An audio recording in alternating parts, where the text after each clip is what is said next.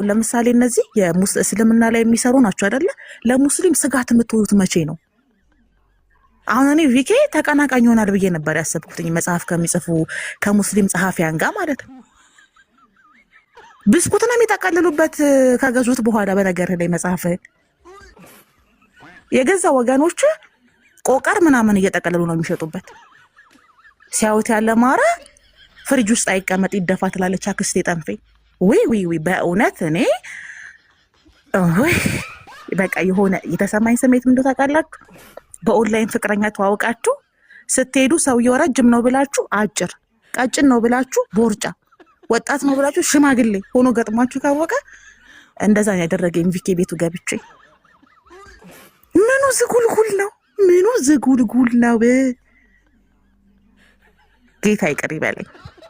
መጽሐፉን ግዙ፣ አንብቡ። ማንበብ ሙሉ ሲያረጋል ያልኳችሁ ሰዎች ይቅር በሉኝ ማሮቼ። ምን ንገሪኝ፣ እኛ ምን መርቀንበት? ራስሽ መረቀን ሲጀምር እኔ ባጭሩ ልንገርሽ፣ መጽሐፉን ሳላነበው ባጭሩ የሚጽፈው ምን መሰለሽ? ነብዩ 9 ሚስት አግብተው ነበረ። አንሻን በ6 ዓመታቸው አግብተው ነበረ። በቃ ከዚህ እንደለስ በቃ ስድብ ነው የሚሆነው። በቃ 100% አዲስ ነገር የለም። ከስድቡ በላይ እኔ በጣም የከፋኝ ማለት ነው ማለት እኔ አንድ ሰው ጸሐፊ ነው ብዕር እኔ መጽሐፍ እጽፋለሁ ብዬ የማስብ ሰው ነኝ። ኦልሬዲ አቅሙ አለኝ ብዬ የማስብ ሰው ነኝ፣ ስነ ጽሁፍ ላይ ማለት ነው። ብዕር ስትይዢ ከአእምሮሽ ውስጥ የሚወጡ ሀሳቦች መጽሐፍና ዛፍ ለትውልድ የሚተላለፉ ነገሮች ናቸው። በነገርሽ ላይ ከቤት ከመኪና በቃ ቋሚ ውርስ የሚባል ውስጥ ነው የሚመደበው መጽሐፍ ማለት ነው። ብዕር አንስቶ ሲጽፍ አእምሮው ከዚህ አንጻር ጻፍ ብሎት ከሆነ ይሄ ልጅ የጻፈው ከብስኩት መጠቅለያነት አይዘልም። ነገ ተነጎዳ ቤት ውስጥ ከሰል ማያያዣ ነው የሚያደርጉት ሰፖርት ለማድረግ። ጌታ ምስክሬ እኮ ነው የምልሽ። ማለት ይኸውልሽ ሳይኮሎጂካሊ እኔ የተረዳሁት እነዚህ ክርስቲያኖች እስልምናን ተሳድበው የሚያጠፉ ነው የሚመስላቸው። ገብቶሻል? በጸሐፊነት ደረጃ ራሱን እንደ ጸሐፊ ቆጥሮ ከዚህ አሰር ተነስቼ የጻፍኩት ብሎ ከሆነ የተናገረው መጽሐፉ አንቺ ካልሽው አይዘልም። በነገርሽ ላይ ስድብና ስድብ፣ ጥላቻና ጥላቻ ብቻ ውስጡ ያለው 100% ሆኜ የምነግርሽ ማለት ነው። በጣም ነው ያዘንኩት። እኔ በምናምን አለው መሰለሽ የሙስሊም ጸሐፊያን በጣም ብዙ ስላሉ ክርስትናን ሜንሽን እያደረጉ የሚጽፉ የክርስቲያን ጸሐፊያኖች ብዙ ቢሆኑ በጣም ደስ ይለኛል። ቢበዙ ገባሽ? ከቦምብ ብዕር ይሻላል፣ ከስድብ መጽሐፍ ይሻላል። ቃል እያነበብሽ ኮምፔር እያደረግሽ ፋይት እያደረግሽ እንደ ማስረጃ እያጣቀሽ ታቀርቢዋለሽ። የእሱ ግን ይለያል ማለት እኔ ሁሌ ምን እላለሁ መሰለሽ፣ መጽሐፍ ለመጻፍ እኮ እውቀት ይጠይቃል እኮ። ቢያንስ አንድን እምነት ብዙ አመት ማጥናት አለብሽ እኮ። አሁን ለምሳሌ ነው ኡስታዝ መጽሐፍ ቢጽፉ ብዙ አመት ልምድ አላቸው፣ ኖረውበታል እምነቱ ላይ። ይሄ አመት ምናምን አይደለም። አሁን እፎ የራሱ ሲናገር ለ6 ወር ያክል ነው ጥናት ያደረግኩት ብሏል። ምን 6 ወር ምንድናት? ገባሽ? ያን ያክል እውቀቱ የላቸውም። ገባሽ? ይሄ በጣም ብዙ አመት መቆየት ያስፈልገው ሙሉ ተሰልሽ አንድ ብቻ በደንብ ማወቅ አለብሽ ሁለቱንም። በዛ ላይ ስነ ምግባር መሆን አለብሽ። አሁን ሊብራል አሁን ይኸውልሽ የኡስታዝ ዞሂድ የሳላ ሌሎችም አሁን ለምሳሌ ቲክቶክ ላይ የምናውቃቸው የጠራሁልሽ ሌሎችም የሙስሊም ጸሐፊያን የጻፏቸው መጽሐፍት እንደ ኤቪደንስ ብታመጫቸው ገባሽ? የሙስሊም ስኮላሮች ቼክ ቢያደርጓቸው፣ ምክንያቱም ይኸውልሽ ዶክትሪናቸው እነሱ እስልምና ነው ገባሽ? መመሪያቸው እስልምና ስለሆነ የሙስሊም ጸሐፊ እንደጻፈው በግልጽ የሚያሳይ ከእምነታቸው አንጻር ቢገመገም ራይት የሚያስብል ገባሽ?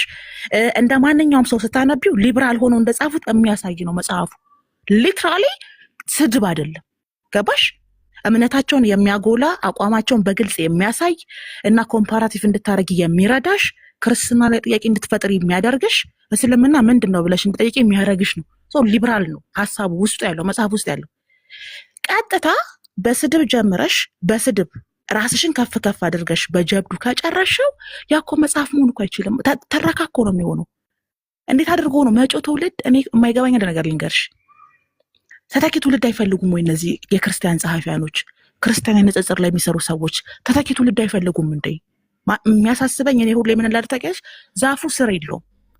ቲክቶክ ላይ እስልምና ላይ ንጽጽር የሚሰሩ ሰዎች ከፎይ ጀምረሽ በቃ ጸሐፊን እስከሚሉት እስከነ ቪኬ ድረስ የተከሉት ዛፍ ስር የለውም። ስር የሚባል ነገር የማይጠፋ ነው። እፎይ ባይኖር እነሱ የሉም። ገባሽ? አንተ የዘመናችን ቅዱስ ጊዮርጊስ ነህ፣ አንተ የክርስቶስ መልእክተኛ ነህ፣ አንተን ነው እግዚአብሔር የሰጠን ይሉታል። ማን? እፎይን። የሌለ ቀንስ ያበቃል። በየቀኑ ነው ጥላቻ ቻርጅ የሚያደርጋቸው። እሱን አድርገው ራሱ እነሱ እየገባቸው አይደለም። ይበሳጫል፣ እሱ ይናደዳል። እኔ እኮ አክሴፕት አደርገዋለሁ ልጁ ሲናደድ። በነገርሽ ላይ ግን ለምንድን ነው የሚናደደው? ይሄ ልጅ ሳምንት አሞት ቢተኛ እንደው ሳምንት እንደው ቫኬሽን ወጥቶ ወይ ደግሞ አግብቶ ቢቀር እኮ ነብዬ ሲሉ ነው የምታገኛቸው ተማሪዎቹ። አየሽ? አልዘራማ። ገባሽ? ምንም አይነት ፍሬ አእምሯቸው ውስጥ የለም። ስለዚህ በየቀኑ እየመጡ የሚሳደቡት እየተታኮ አንዱ ሲተኛ አንዱ እየመጣ እኮ የሚሳደበው ስላላፈራ እኮ ነው። ፍሬ የለም። እንዲህ መጽሐፍ ቅዱስ ላይ እኮ ስለ ዘር በደንብ አስተምሮሻል። ድንጋይ ላይ እሾክ ላይ የሚዘራ አይበቅልም። ጭንጫ ላይ የሚዘራ አይበቅልም። ጥሩ ዘር ለመዝራት ጥሩ አእምሮ ያስፈልጋል።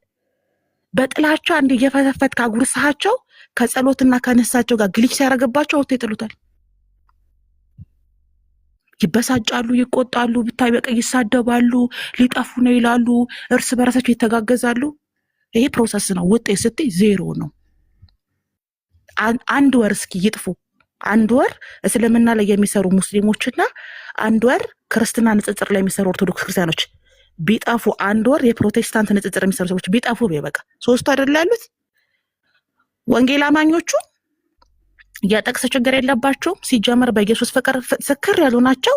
ተቆጣጣሪም ስለሌላቸው አያስቀምጡንም። ሁሌኔነት እና ከጌታ በቀር የሚያድንሽ የለም ነው የሚሉሽ እየጠቀጡ። ሙስሊሞቹ ክፍት ቦታ አይተውልሽም። እንዲህ እንደ ዘብ ነው የሚቆሙት። ኡስታዞቻቸውን መንካታች፣ እስልምናቸውን መንካታች፣ እነሱን መንካታች። ልክ እንደ ትሪደንት የሚባል ሰይፍ ታውቂያለሽ።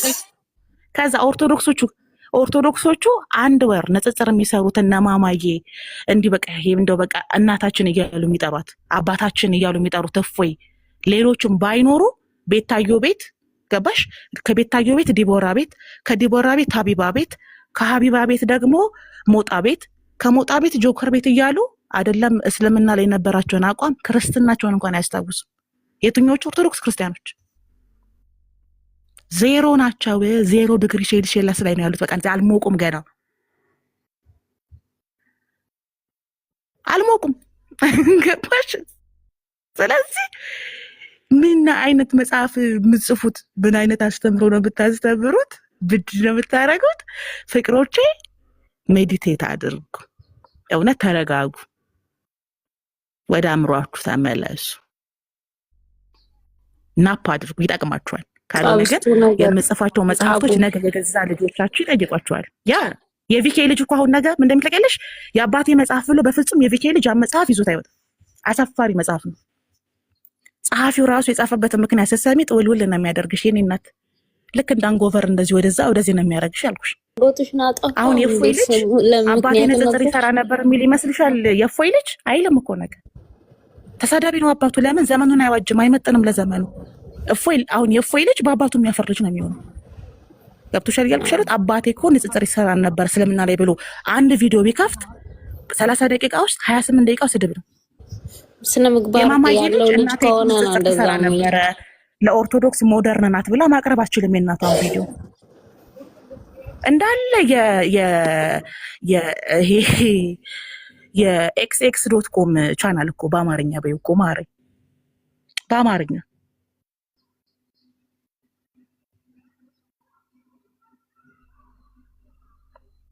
ስለዚህ እነዚህ ሰዎች ሲሞቱ የሚሞት ታሪክ ነው ያላቸው። በመጽሐፍታቸውም ውስጥ ማለፍ አይችልም። ዩቲዩብ ላይ ተጭኖ ቢቀመጥ ራሱ እንደ ኤቪደንስ መቅረብ አይችልም።